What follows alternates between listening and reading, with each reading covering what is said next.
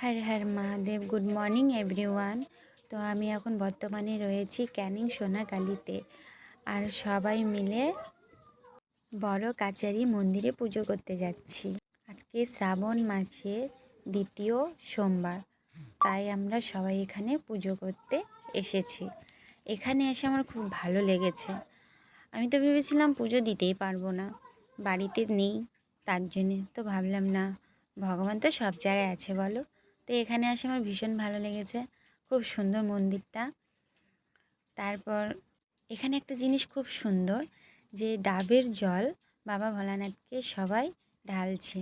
তো আমরাও অনেকগুলো ডাব এনেছি, আমরা 7 জন রয়েছি, তাই এখানে 7টা ডাব রয়েছে। আমি আজকে প্রথমবার ডাবের জল দিয়ে বাবা ভোলানাথকে ঢালবো। খুব ভালো লাগছে, মানে সত্যিই ভালো লাগছে। আর আমার হাতে ডাব দেখতেই পাচ্ছ। তো মন্দিরে ঢুকবো, তার জন্য লাইনে দাঁড়িয়ে আছি, প্রচণ্ড ভিড়। আমার ভাগনা ভাগ্নিগুলোও দাঁড়িয়ে আছে। তারপরে মন্দিরের ভিতরে যা ভিড়, অনেক কষ্ট করে জল দিয়েছি, দক্ষিণাও দিয়ে দিয়েছি। এখানে ভিডিও করা নিষেধ আছে, তবুও আমি লুকিয়ে একটু ভিডিও বানিয়ে নিয়েছি। তারপরে বেরিয়ে এলাম প্রচণ্ড ভিড়ের মধ্যে থেকে।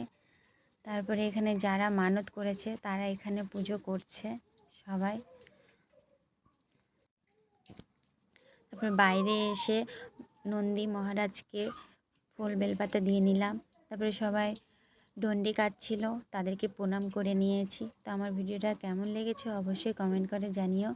হর হর মহাদেব, হর হর মহাদেব।